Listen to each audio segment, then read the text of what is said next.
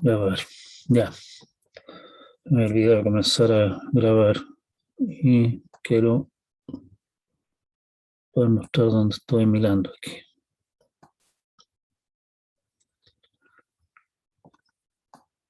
Ya se le perdió la cuestión ya. Esta cosa no es más tonta por que no se levanta más temprano.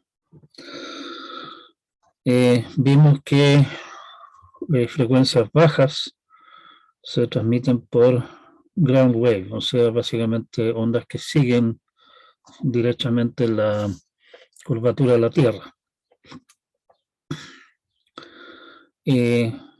Skywave, SW, perdón, lo vamos a ver al tiro, se rebota de la ionosfera. Y lo otro es line of sight, o sea, realmente aquí no hay nada que refleje, nada en la atmósfera que refleje la, ¿cómo se llama? Las ondas de radio, y tenemos que estar en línea visual con el destino. ¿Sí? Ground wave, como decía, la antena que transmite y la señal se propaga siguiendo la curvatura de la Tierra. Y eso es una de las ventajas que tiene particularmente la radio AM. De esa manera no es necesario tener antenas, digamos, en lugares visibles, altos y visibles para todo el mundo, porque simplemente la señal sigue la Tierra.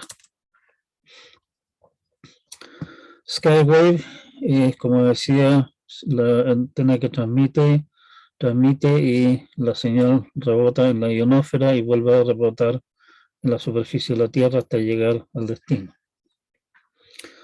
Se usa, como decíamos, para radioaficionados y también obviamente el rango de frecuencias que se usa para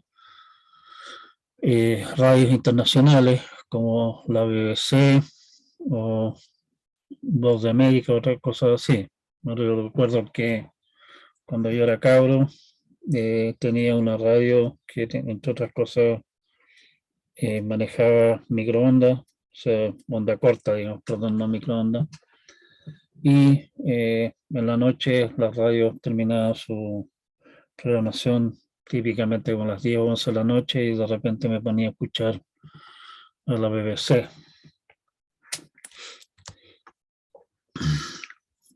Line of sight es básicamente que tiene que estar la antena transmisora visible desde la antena receptora. O sea, no hay ninguna repetición gratis, digamos, acá. ¿Sí? Esta es la situación de microondas y la mayor y radio FM y televisión abierta.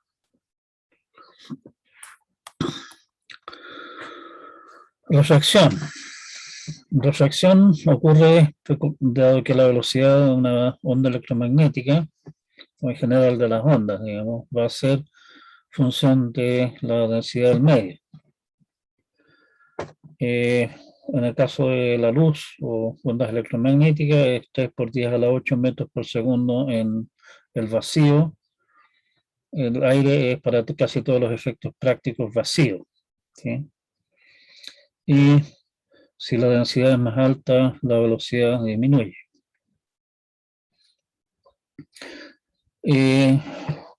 Si tenemos un medio que tiene una densidad y en contacto con un medio de una densidad distinta, cambia la velocidad de la onda y eso hace que la onda se tuerza.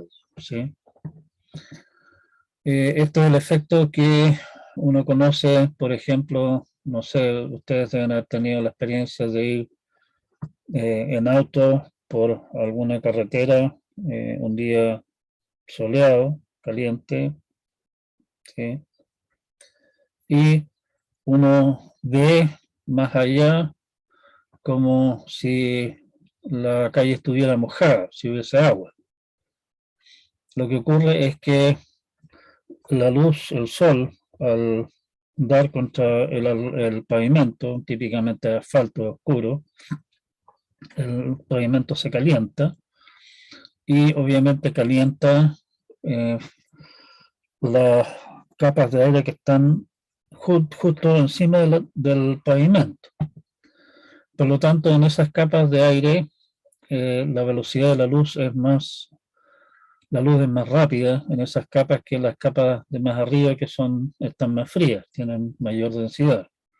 Y eso hace entonces que los rayos de luz se tuerzan al ir encontrando, digamos, rayos de luz que vienen en el fondo del cielo, al encontrarse con esas capas de aire cada vez menos densas, se tuercen hacia arriba y en el fondo, para los efectos de lo que uno ve, rebota. Y por lo tanto, en realidad lo que uno ve no es la superficie de la calle, sino que uno está viendo el cielo. Y el cielo reflejado en el agua es lo que a uno lo hace decir a uno hay agua ahí. Y por eso es que uno cree que hay agua. Otra, eh, un cuento divertido respecto de esto es que en algún momento se le ocurrió, esto hace mucho tiempo atrás, digamos, cuando estaban comenzando este tipo de cosas, todo ha sido por ahí por los años 90, por ahí, se organizó una gran conferencia de computación en una ciudad, me parece que fue en Nueva York o alguna cosa así, pero en realidad no importa mucho. Y como era realmente una conferencia gigante, y era de las primeras conferencias, en realidad, pareció más bien cargado hacia el comienzo de los 2000. Era una conferencia gigante de computines, y computines que andaban con sus notebooks y querían conectarse a la red y toda esa clase de cosas que hacen los computines todo el tiempo.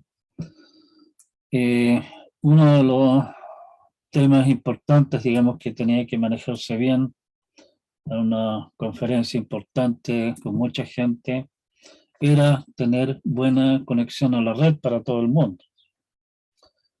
No había en esa época conexión directa de red, digamos, entre los dos hoteles que estaban separados por una calle que estaban alojando el evento. Era un evento realmente gigante, como les comentaba. Y entonces lo que decidieron hacer fue instalar una instalación de red propia y un enlace de microondas entre los techos de los dos edificios. Era la manera más rápida, cómoda y menos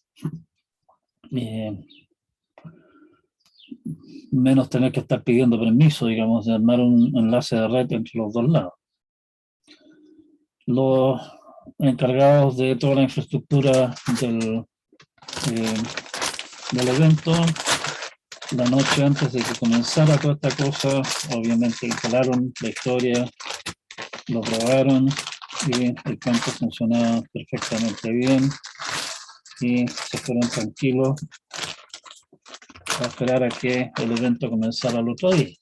El otro día, tipo, qué sé yo, 10 de la mañana, comenzó el evento y no hay red en uno de los dos edificios.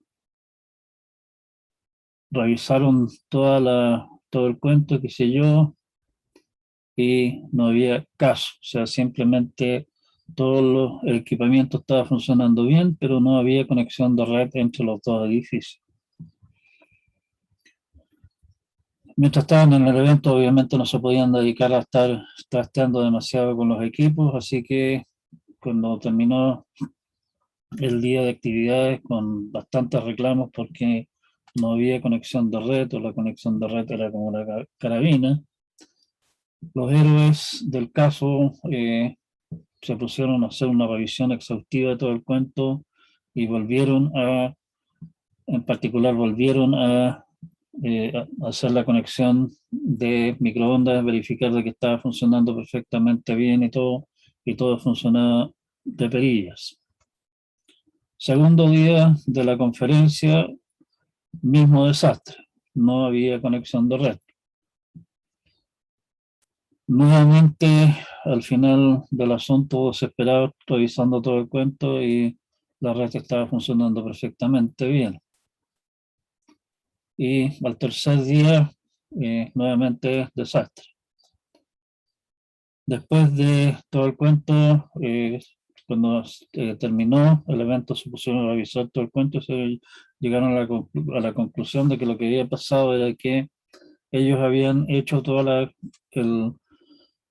habían configurado todos los centros del enlace de microondas entre los dos edificios, pasando por encima de la calle, en la noche, cuando la temperatura era fría.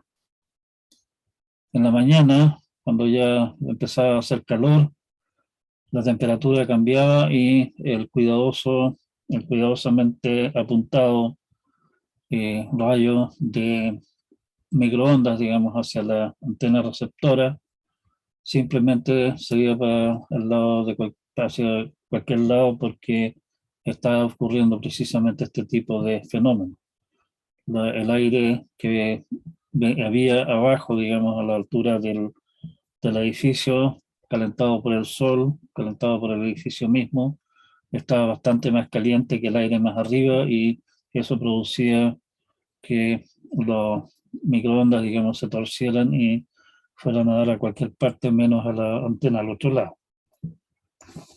¿Sí? O sea, esta clase de cosas ocurren.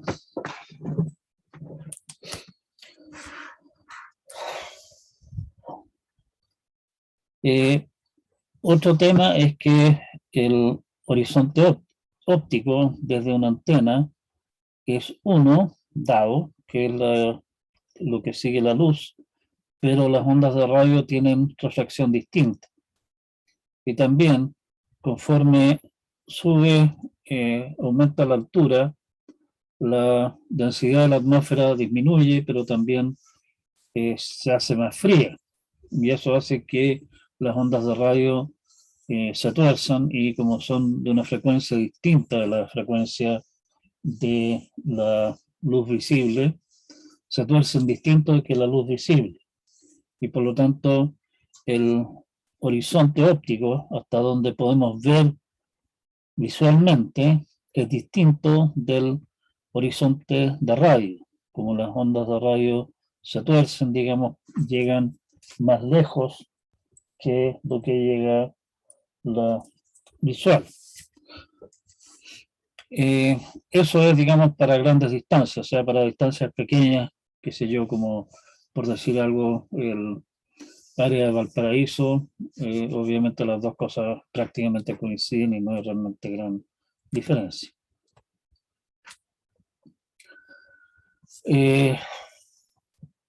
Aquí hay pérdidas en decibeles por distancia en aire a distintas frecuencias. Ustedes ven como al cambiar la frecuencia, digamos, las pérdidas varían y varían bastante fuerte. O sea, hay ciertas frecuencias que en realidad son absorbidas, por ejemplo, por el vapor de agua en la atmósfera o por las moléculas de CO2 y otros gases en la atmósfera.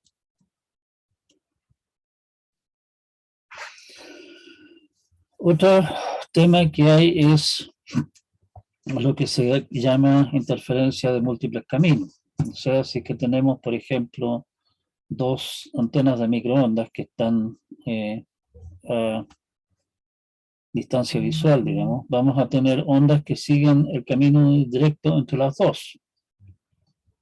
Por diversas razones de refracción, van a haber otras que van a seguir un camino ligeramente distinto y que siguiendo un camino ligeramente distinto, obviamente se van a demorar ligeramente distinto también, o sea, van a llegar corridas, digamos, retardadas. Y también, obviamente, van a haber ondas que viajan al suelo y se reflejan de él, ¿sí? Lo cual obviamente significa seguir un camino aún más largo y significa un retardo aún mayor. Si estamos usando algún sistema de radio móvil, o sea, el, bueno, típico walkie-talkie, por ejemplo, o también, en el fondo, la situación es exactamente la misma en el caso de los teléfonos celulares hoy día. Desde el teléfono celular, que está suponiendo que está ubicado en un auto, va a llegar la señal directamente a la antena, pero también van a llegar señales que llegan a la antena que han rebotado en, por ejemplo, diversos edificios. Y por lo tanto vamos a tener esa señal, vamos a tener esa señal y vamos a tener también esa otra señal. Y claramente ahí vamos a tener señales que viajaron por tiempos distintos y eso es interferencia, o sea, señales retrasadas, digamos, que se están sobreponiendo la señal siguiente que viene y eso es, bueno, interferencia. ¿Sí? Eso. Entonces, en resumen rápido de lo que vimos en este capítulo 4, hablamos de medios guiados que incluyen fundamentalmente partensado, cable coaxial y fibra óptica hoy día.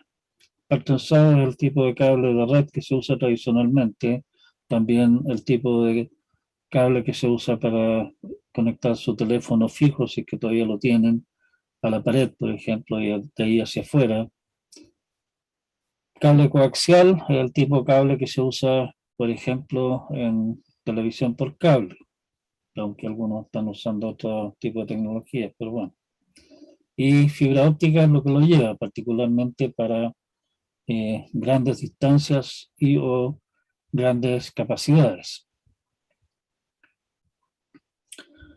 La otra opción es alguna clase de conexión inalámbrica, o sea, medios no guiados, donde básicamente tiramos la señal al aire, digámoslo así, y eso. Para eso se requiere una antena para transmitir y una antena para recibir. Y las antenas en general eh, transmiten o reciben preferencialmente en algunas direcciones. La idea de una antena que transmite o recibe igualmente en todas las direcciones, en toda la esfera que la rodea, una antena isotrópica, es una bonita ilusión. Para algunas aplicaciones se intenta construir antenas que funcionan así, digamos, pero para otras en el fondo uno trata de construir antenas que en realidad enfocan eh, el, el haz de rayos de radio como si fueran una linterna en una dirección precisa. Vemos que microondas se usan para aplicaciones terrestres, la típica cosa de una torre que llena de antenas, como la que tengo yo aquí cerca de la casa, que es una instalación de telefónica, digamos, que tiene también una antena de enlaces de microondas para todos lados y seguramente también tiene antena de celular. Eso es microondas terrestre. Tenemos también microondas satelitales, o sea que en el fondo es la misma idea, pero en vez de apuntar a una antena receptora que está en la Tierra a cierta distancia, estamos apuntando a un satélite que está en órbita geosincrónica, o sea que desde el punto de vista de la superficie de la Tierra pareciera estar fijo. Y esa a su vez entonces retransmite hacia los receptores. Así funciona, por ejemplo, DirecTV. ¿Sí? También hay servicios de Internet particularmente interesantes para áreas rurales que utilizan esa clase de enlaces. Otras opciones de uso de ondas electromagnéticas son la radio, digamos, que uno conoce tradicionalmente, broadcast radio, que es una antena transmisora que la reciben muchos receptores, digamos. Y otra aplicación de ondas infrarrojas, pero moviéndose en una dirección distinta, es infrarrojo. Infrarrojo, como comentábamos, a diferencia de, por ejemplo, las ondas de radio en realidad, salvo algunos tipos de construcciones son para las ondas de radio, muchas construcciones son básicamente transparentes. Por ejemplo, yo estoy sentado aquí en una pieza y estoy usando Wi-Fi, y el router Wi-Fi al que estoy conectado está en la pieza al lado, hay una muralla entre medio, pero esa muralla para Wi-Fi es prácticamente transparente, o sea, me da lo mismo como que estuviera ahí o no. De la misma manera, yo de acá puedo ver el router Wi-Fi de varios de los vecinos de acá, que obviamente los tienen en sus propias casas.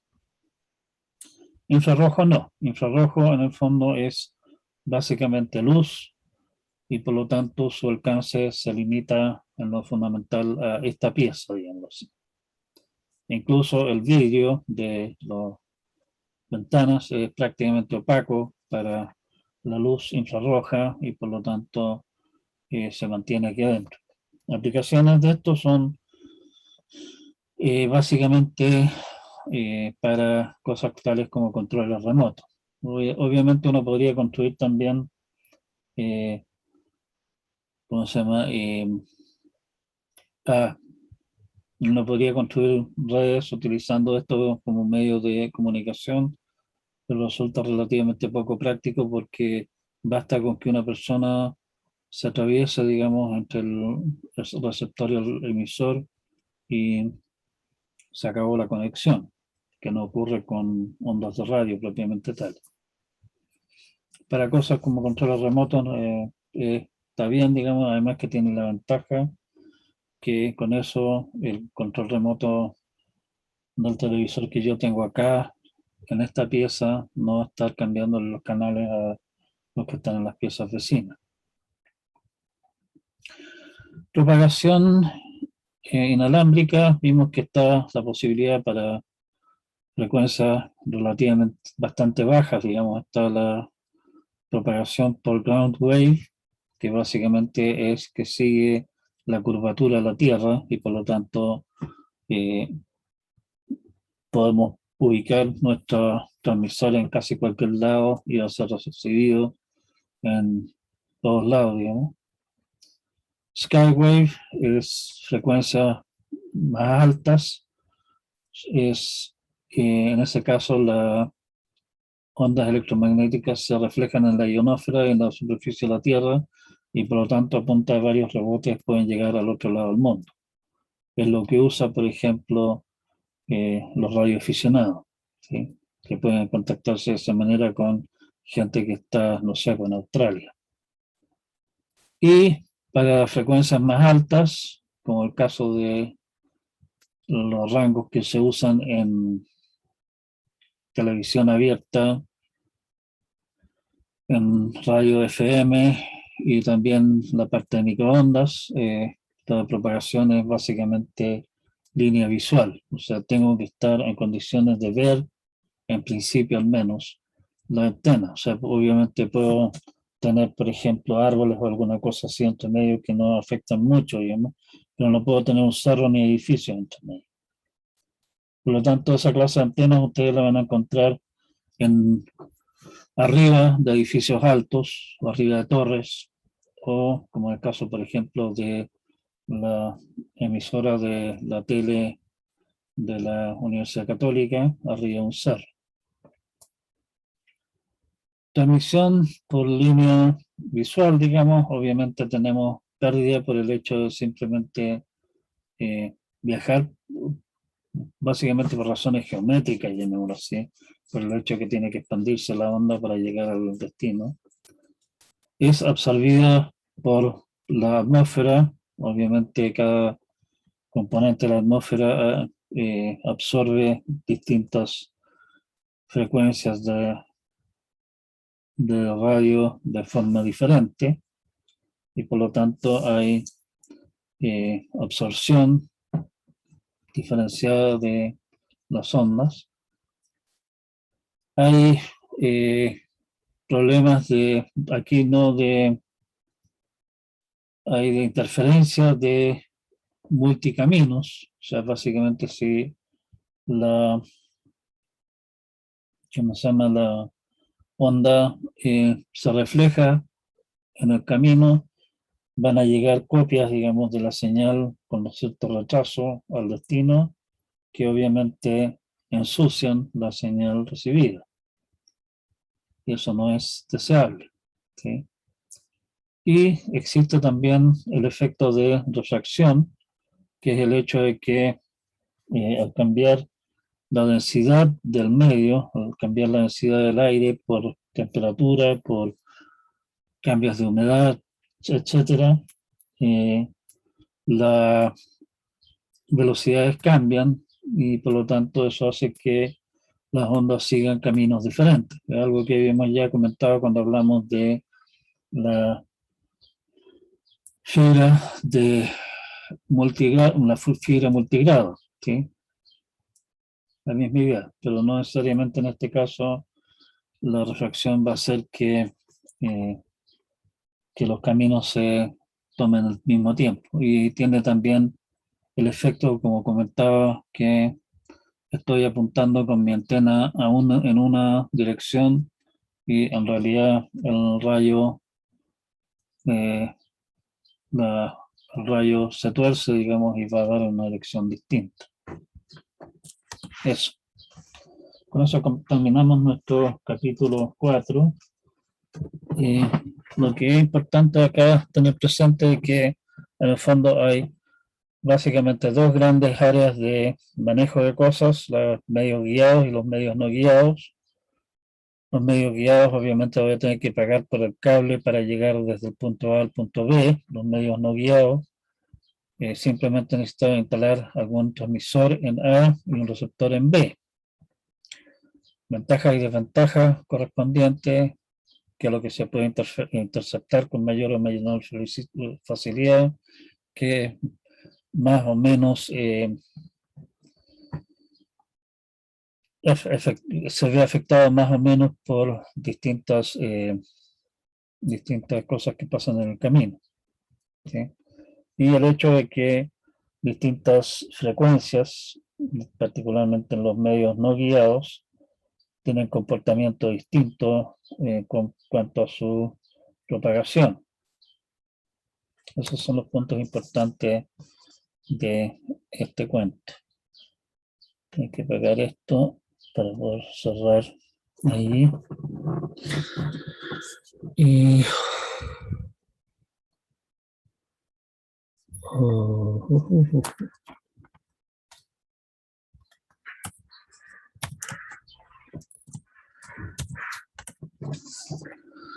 no sé si quedan algunas dudas sobre lo que hemos estado conversando.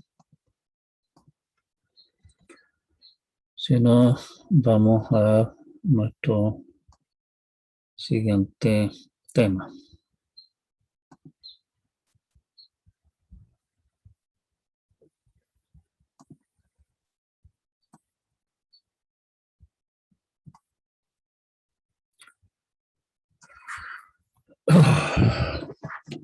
Esto tiene que ver con técnicas de codificación de señal. En realidad, nos vamos a saltar esto no viene mucho al caso. Vamos al capítulo 6. Entonces, sí, esto es importante. Nos vamos a saltar el capítulo 5 y vamos a ir al capítulo 6, que tiene que ver con técnicas de detección y corrección de errores. No, bueno, esto lo vamos a ver en forma más bien desde el punto de vista de qué clase de cosas existen qué se puede hacer y qué no, digamos, en esta área, más que meternos en el análisis detallado de cómo funcionan las cosas, ¿sí? Así que esos detalles no los vamos a tratar mucho. Tipos de errores. Un error ocurre, bueno, a partida para plantear de qué estamos hablando acá. Aquí estamos hablando de corrientes de bits, ¿sí? Y desde el punto de vista de la corriente de bits, un error ocurre cuando un bit se altera de alguna forma entre la transmisión y la recepción. O sea, mis intenciones son enviar un 0 y al otro lado reciben un 1, ¿sí? Por ejemplo. Se habla de errores de un único bit, cuando básicamente hay un bit, un único bit en una tirada más o menos larga que está corrupto.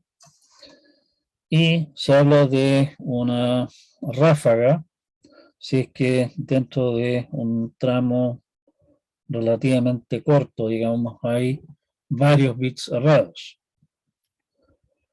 Obviamente, una ráfaga, ustedes podrían decir, oye, en realidad esto no es una ráfaga, estos son 1, 2, 3, 4, 5 bits errados, o sea, son 5 errores de un único bit. Sí, cierto, pero igual desde el punto de vista del análisis de esta clase de cosas conviene considerar estas situaciones. Por lo demás, distintas fuentes de error tienen comportamientos distintos. Hay ciertas fuentes de error que producen eh, errores de bits individuales, digamos, sueltos, y otras fuentes de error que simplemente producen daño en una secuencia más o menos larga de bits, o sea, producen una ráfaga de errores.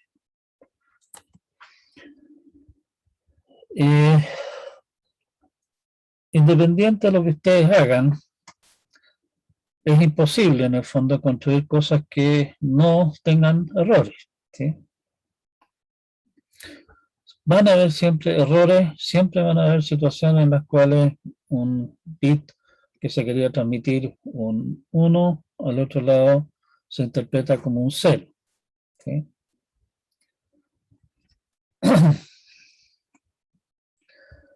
Y en general, como ya habíamos comentado, digamos, las transmisiones, cuando se recuerdan que habíamos hablado de transmisiones asíncronas y sincrónicas, en los dos casos, transmisiones asíncronas y en transmisiones sincrónicas, en el fondo estamos enviando siempre un paquete de bits, un frame que le llaman. En realidad se habla más bien de frame cuando se está hablando de transmisiones sincrónicas, en cuyo caso un frame es, qué sé yo, un par de kilos, por ejemplo, de kilobits o kilobytes que se envían de un junto, ¿sí? Y si es que en la trama, en el frame, hay algún o algunos bits errados, obviamente tenemos problemas. La probabilidad de que una trama arribe sin errores, obviamente disminuye si es que la tasa de errores, la tasa de bits, o sea, la frecuencia, digamos, con que un bit llega errado aumenta. Y obviamente también aumenta si es que la trama es más larga, ¿sí? O sea, tenemos esos dos efectos. Hay una serie de cosas que a uno lo harían preferir tramas largas, pero una trama larga tiene mayor probabilidad de llegar dañada también y por lo tanto ser inútil. Algo tenemos que hacer al respecto en todo caso. El proceso de detección de errores, la idea que es con esto es que tenemos k bits de datos, lo que viene aquí. De esos datos calculamos una cierta función f que le llaman acá, que me da una colección de bits e, que los agregamos a la cola. En realidad no tenemos por qué agregarlos a la cola, pero generalmente se agregan a la cola los datos. Y que genera entonces n-k bits adicionales, y lo que se está transmitiendo, la trama que se transmite finalmente, entonces, tiene n bits. Y el receptor entonces recibe los datos, que aquí los anotan como datos prima, porque no necesariamente son exactamente lo mismo que lo que se envió, y obviamente también la parte de los bits adicionales para, eh, para detectar errores también podría llegar dañada, digamos, ¿sí? Y entonces descompone lo que llega en los k bits que supuestamente son los datos, y los n-k bits que son el código de detección de errores. Y compara, calculando en la misma función f de los datos prima, y obtiene un e', y verifica si es que ese e' realmente coincide con lo que viene acá. Si es que coincide, partimos de la base entonces de que los datos están correctos. Si es que no coinciden, sabemos que algo anduvo mal. Obviamente puede ocurrir que el código de detección de errores también se modifique, o que la modificación sea tal de que el código siga siendo el mismo. Ejemplo medio tonto de esto, consideren su root, ¿sí? El root es bla, bla, bla, bla, bla, guión algo. Ese guión algo, el dígito verificador, es precisamente un código de detección de errores, que se calcula de una cierta manera. Pueden ir a revisar por ejemplo, en Wikipedia está detallado cómo funciona el cálculo de ese dígito verificador, y ese dígito verificador entonces está pensado de manera de que, si es que, por ejemplo, lo que a mí me ocurrió cuando estaba anotando los root de ustedes en el primer control, para alguna persona anoté mal el root, y al correr un programita que verificaba que los root estaban correctos, me alertó de que tenía un root errado, precisamente porque comparaba el dígito verificador calculado contra el dígito verificador que venía, digamos, con el root que tenía anotado, ¿sí? Esa es la idea, en el fondo. El código de detección de errores me permite detectar que hay un problema, y si es que hay un problema, entonces yo puedo solicitar que revisen y que me retransmitan los datos. El caso más simple es simplemente agregar un bit de paridad al final de un bloque de datos, o sea, por ejemplo, un carácter. El código de caracteres que nosotros usamos tradicionalmente, en realidad hoy día ya no, pero que se usaba tradicionalmente, el código ASCII, que es un código de 7 bits.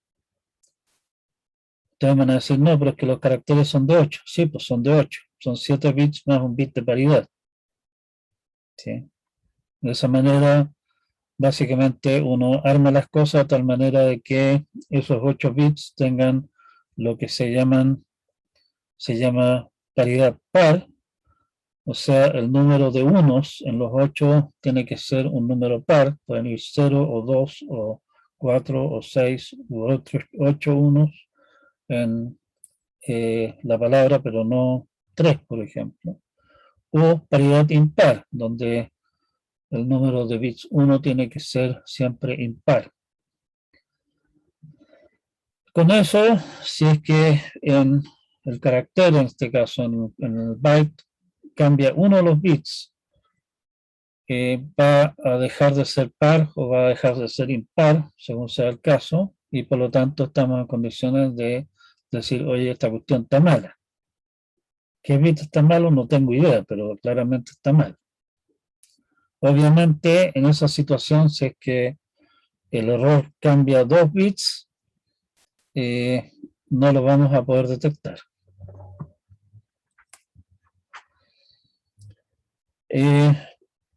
Otro esquema, digamos, es un esquema bidimensional en el cual tenemos, básicamente tomamos ¿cómo se llama? Una trama más grande, que aquí la estamos anotando como rectángulo, y a ese rectángulo le agregamos bits de paridad por columna, por fila, perdón, y por columna, ¿sí? Si ustedes se fijan, aquí estamos usando paridad par, ¿sí? La gracia de esto es que si es que hay un bit malo en la trama, ese bit malo va a afectar precisamente la paridad de una fila y la paridad de una columna, y por lo tanto ese tipo de errores lo podemos detectar e incluso podemos corregirlo, porque sabiendo qué fila y qué columna es la que tiene el bit errado, bueno, sabemos cuál es el bit que está errado, podemos corregirlo.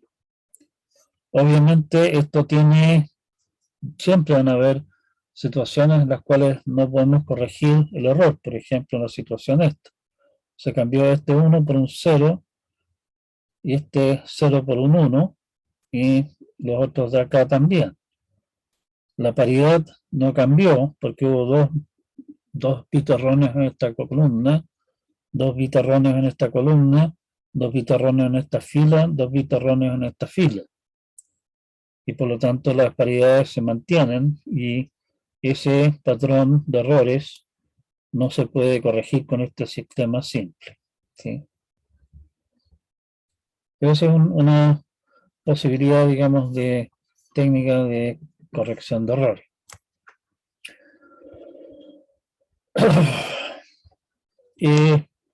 Hay otros métodos más sofisticados que en realidad no tiene mucho sentido entrar en los detalles matemáticos que hay detrás de ellos, digamos, que son bastante más sofisticados y son capaces de detectar muchos más errores, ¿sí? El checksum que usa Internet es un código de detección de errores usado por muchos protocolos de Internet estándar, como IP, TCP y UDP. Recuerden de dónde viene Internet, de dónde viene todo este cuento. O sea, toda esta cosa fue inventada por ahí por los años 60, 70 del siglo pasado, cuando las capacidades de computación eran bastante más limitadas que las que tenemos hoy día.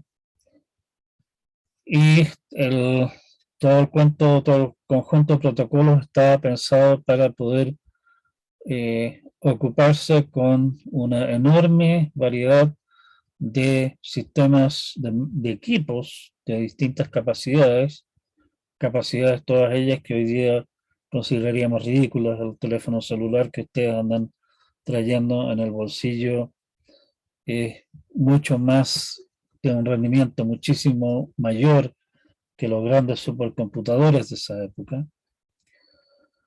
Y por lo tanto, y estamos hablando en esa época también de computadores que incluso para la época eran computadores pequeñitos, ¿sí? Y por lo tanto, muy variado, que no se podía suponer mucho en términos de, qué sé yo, circuitería o instrucciones especiales o cosas por el estilo. Entonces, la checksum de Internet que sigue usando hasta el día de hoy, porque no hay manera práctica de llegar y cambiar todo este cuento, digamos. Además que no es tan demasiado crítico tampoco. Es un cuento que está hecho de manera de que pueda hacerse en forma fácil con las operaciones disponibles hasta en el procesador más elemental.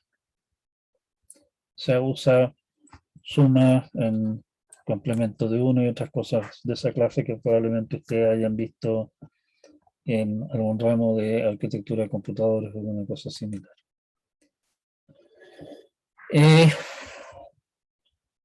Se inventó y en realidad esto es las matemáticas que detrás de este cuento son realmente fascinantes, y también es fascinante el hecho de que esas matemáticas se puedan llevar a cabo mediante circuitos bastante simples y rápidos también, por lo demás. Son lo que se conocen como Cyclic Redundancy Check, CRC. Es, como digo, un sistema muy poderoso de detección de errores que se puede implementar, se puede materializar, digamos, en términos de circuitería relativamente sencilla y muy rápida, y por lo tanto es muy usado.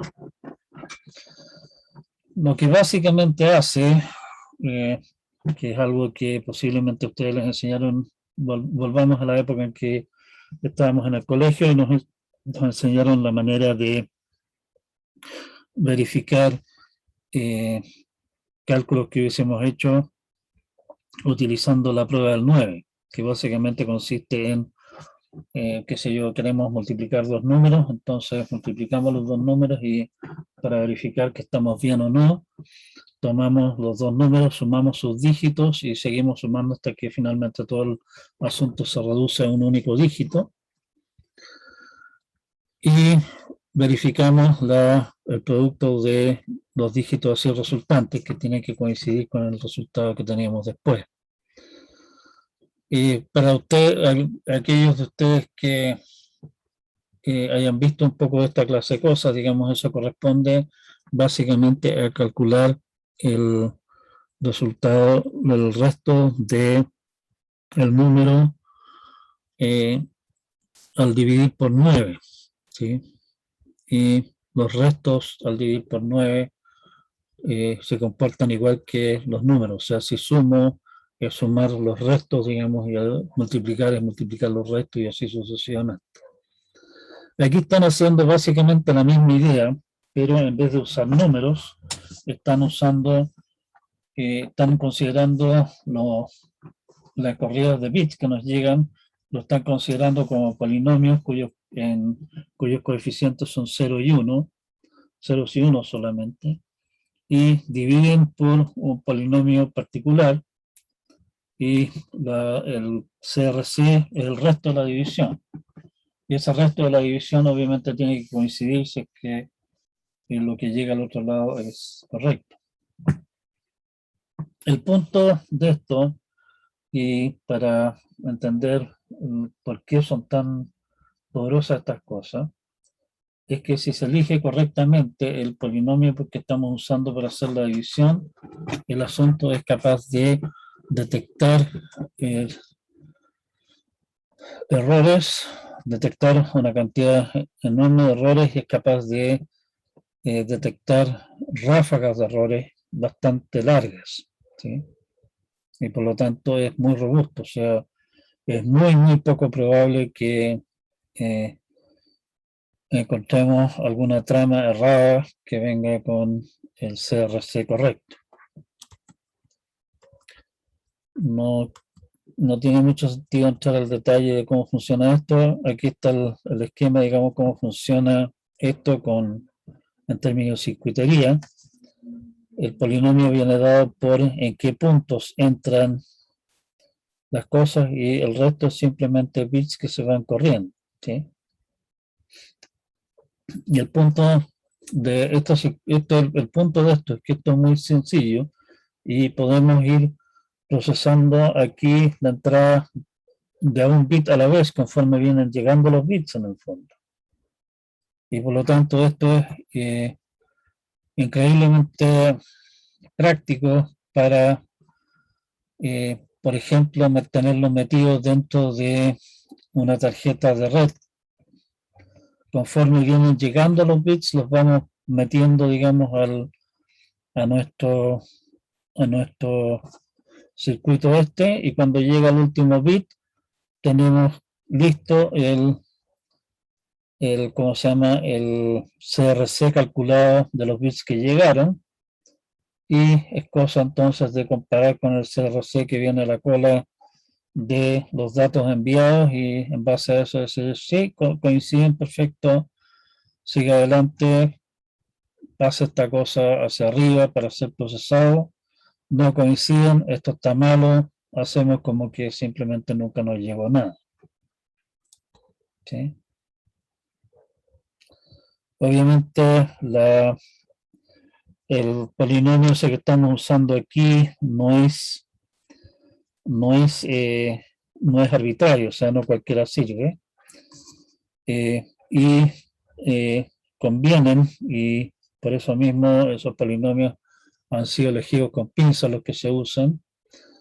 Si ustedes miran la circuitería, digamos, cada vez que hay un coeficiente 1, eso significa un circuito adicional que suma, digamos, el nuevo bit con lo que hay, lo que cual complica las cosas, obviamente. Por lo tanto, los polinomios tienen que cumplir ciertas características algebraicas que no quiero entrar en el detalle aquí, y además buscamos polinomios que tengan pocos unos. O sea, es un tanto un arte y una ciencia encontrar estos polinomios, pero la técnica en sí es extremadamente efectiva a la hora de detectar errores.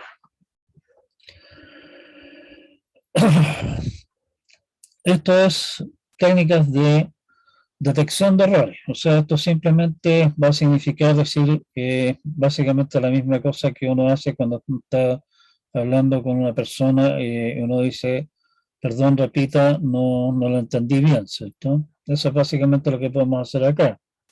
Me llegó una trama dañada, la opción es de alguna manera solicitar al emisor que repita. Para una serie de aplicaciones inalámbricas particularmente, eso no es apropiado. Y con esto en el fondo nos estamos metiendo un poco con lo que es Wi-Fi y también telefonía celular.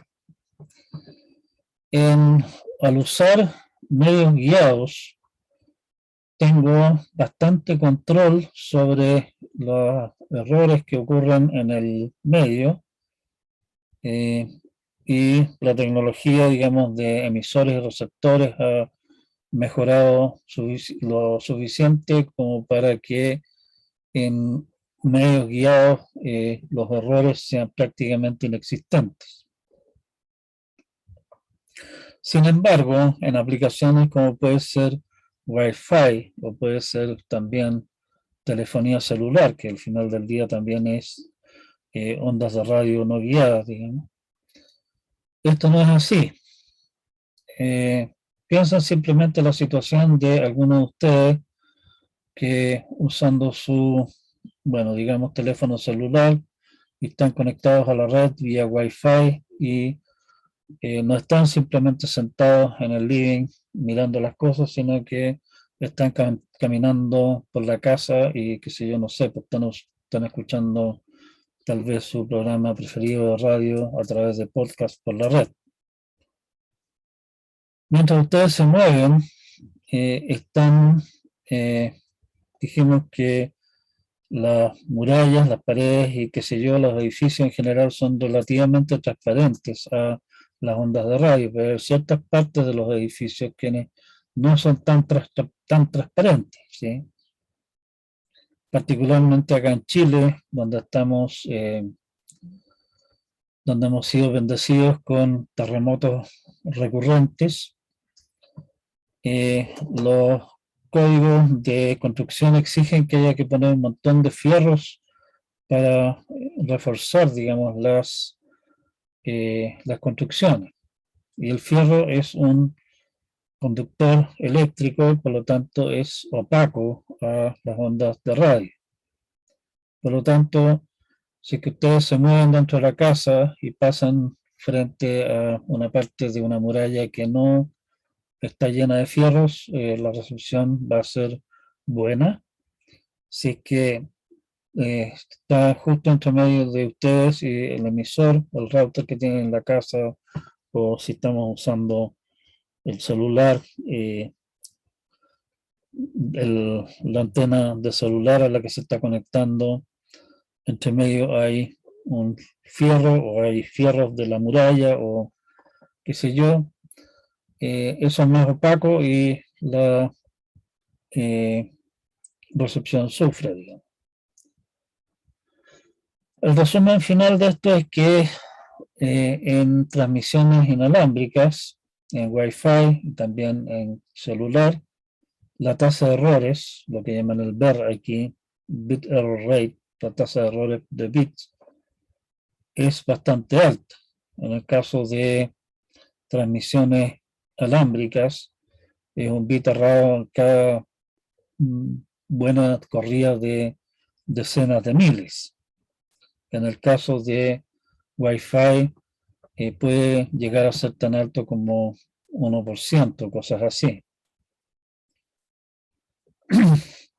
El problema con eso es que con esto estaríamos retransmitiendo montones de datos todo el tiempo y el tener que solicitar y esperar que retransmitan, obviamente toma su tiempo y eso haría que la, ¿cómo se llama? La fluidez con la que fluyen los datos, valga la redundancia, sufre. Si es que estamos pidiendo a cada rato que llegue a transmitir cosas. Y por lo demás, en muchos tipos de aplicaciones inalámbricas, piensen por ejemplo en la situación de transmisión satelital, la señal tiene que llegar al satélite, volver a la Tierra en el camino de ida y de vuelta, y por lo tanto el ida y vuelta, ups, llegó malo, por favor, mándemelo de nuevo, el asunto sería intolerable. Y en esa clase de situaciones, y tal vez el ejemplo más claro, clásico, digamos, es si que ustedes envían, qué sé yo, una sonda a ir a cachurear Júpiter. Júpiter está a un par de horas luz de nosotros. Por lo tanto, lo que se transmita de allá se demora un par de horas en llegar a la Tierra. Y si de allá están sacando fotos mientras la cuestión se está y las envían a la Tierra mientras ¿cómo se llama? La sonda se está precipitando hacia la atmósfera de Júpiter. Para el momento en que nosotros digamos, ups, llegó malo, por favor retransmita, y eso le llega a la sonda ya se hizo pedazos ya. Así que no hay caso en esas situaciones como esa de pedir retransmisión, simplemente no existe la opción. La misma tecnología, curiosamente, se usa en los CD de música, por ejemplo. Los CD es música grabada en un formato digital. Y para evitar el problema que probablemente aquellos de ustedes que son aficionados a los vinilos conocen el problema de que esas cosas son tremendamente delicadas, un rayón y se escucha, digamos, eso no tiene corrección posible. Bueno, en el caso de los CD, decidieron que los datos se iban a grabar con un código de detección de errores, de manera que si el CD se raya o de alguna manera se daña, con el código de detección de errores se puede reconstruir lo que estaba grabado o lo que se suponía estaba grabado y de esa manera poder tocar la música sin interrupciones. Me recuerdo que nosotros compramos un primer lector de CD de música, digamos, un tocador de CD que tuvimos, lo compramos en Estados Unidos, los años 84, por ahí 83. Y en esa época había algún criminal que para demostrar que el asunto era impermeable a rayones, tomaba un CD y le hacía un hoyo con un taladro y el CD resultante lo podía tocar y la música se escuchaba impecable, no se escuchaba el hoyo. No he hecho el ejercicio para ver si es que eso es cierto o si están haciendo trampa, pero esa es la idea. O sea, podemos, dándonos suficiente maña, agregarle suficiente información en el código de detección de errores, como lo vimos también en el código de paridad por filas y columnas, digamos, para poder corregir los errores en ciertos casos. Nuevamente, las matemáticas detrás de todo este cuento son bastante fascinantes, pero lamentablemente está prohibido entretenerse tanto en ramos como este, así que lamentablemente vamos a tener que omitir esa parte. La idea en el fondo es básicamente la misma idea anterior.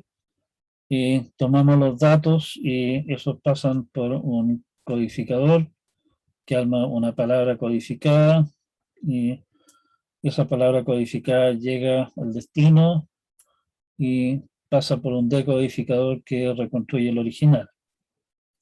O nos dice, oiga, esta cuestión está dañada y no hay cómo corregirla, que ese es el caso.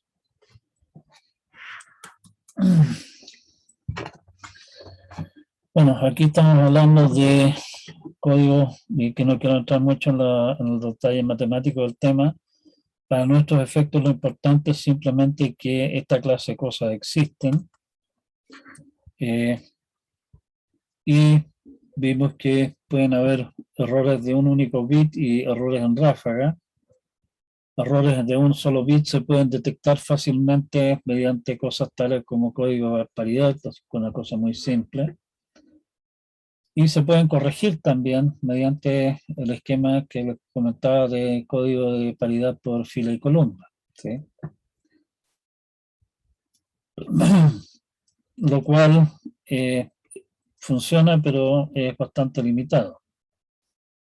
Está el checksum de Internet, que en el fondo es tomar una trama más larga y se hacen unos cálculos que están cocinados para poder hacerse mediante circuitería aritmética, mediante instrucciones aritméticas comunes, en forma bastante eficiente, que es lo que usa Internet. No es demasiado robusto, pero tiene la ventaja de ser fácil de calcular.